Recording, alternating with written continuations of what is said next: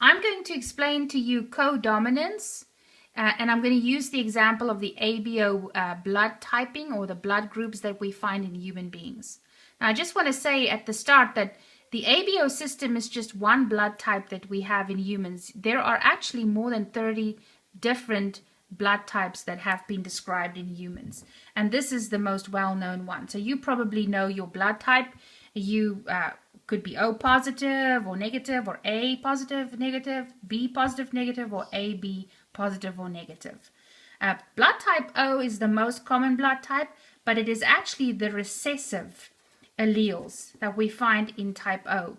And that's why we write this with a little I, because of that recessiveness. In type A blood, we write the genotype for that blood as IA, because it is a dominant allele, two of them, or we can have this type of type A blood, one dominant allele with one recessive allele. But both of those is considered type A blood.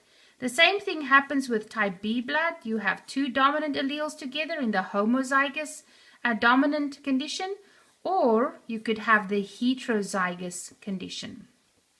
What is interesting though is that type AB blood is co-dominant. So you have both the A and the B allele, and they are equally shown, and that's why we call that blood type AB. So it's not a mix of blood A and blood B, it's actually a unique blood type.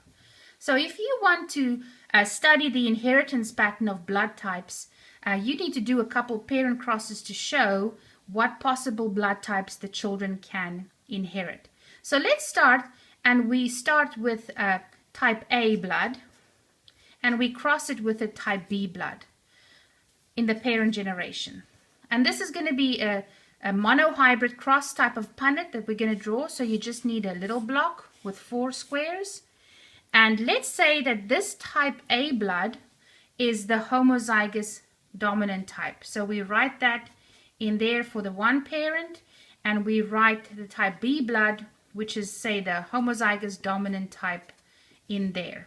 If we combine those alleles, just like we learned to do a little monohybrid cross, you'll see that the only possible blood type here that the children can have, oops, that's I, is AB, type AB.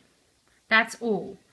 But now if we consider these other genotypes, what if we have this kind of type A blood crossed with this type of type B blood? Let's look at that scenario. So we're looking at the two heterozygous type of type A and B blood. So we're going to put those alleles here for the two parents, and now we do the same thing. We combine them in the Punnett. There we have a type AB blood. Over here we're going to have type B blood. Then here we'll have type A blood. And look what happens here when you combine the two recessive alleles, you get a type O.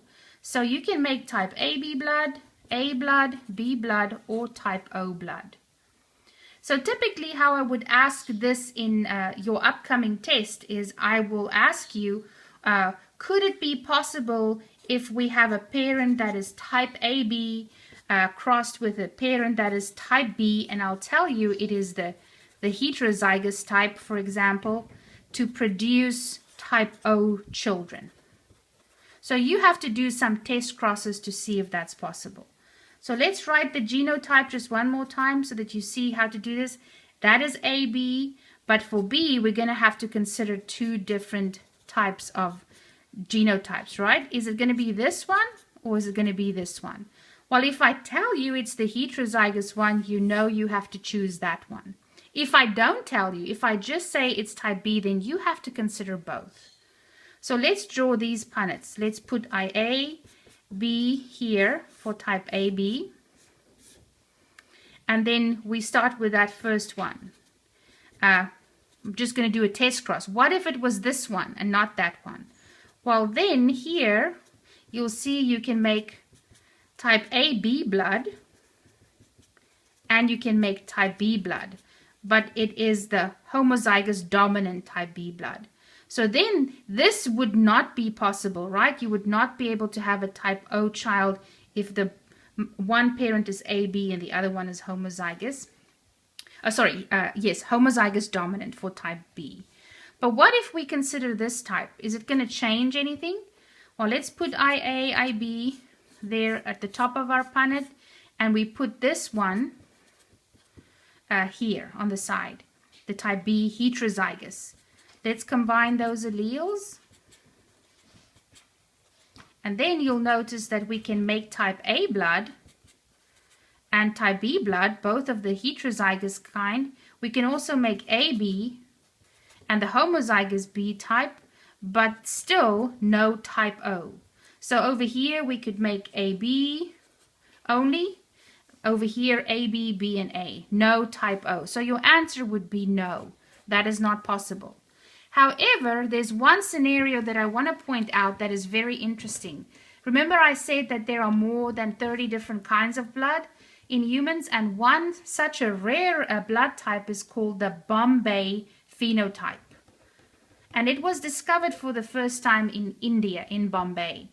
And what happens here is an H gene is missing, and that causes a dominant allele to behave like a recessive allele.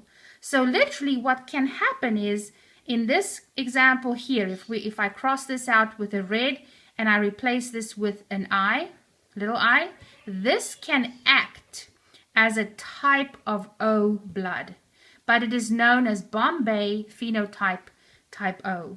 And of course it could happen here as well, because there's another homozygous dominant allele. So that could act as a type O blood as well. But as I said, that is rare. It's only about 0.0004% of the human population that has the Bombay phenotype. So if you do consider that in one of your answers, I'll give you a bonus point if you mention that that's possible. But with this normal genotype scenarios here, you see it's not possible for a parent with type A, B, or B blood to make type O children.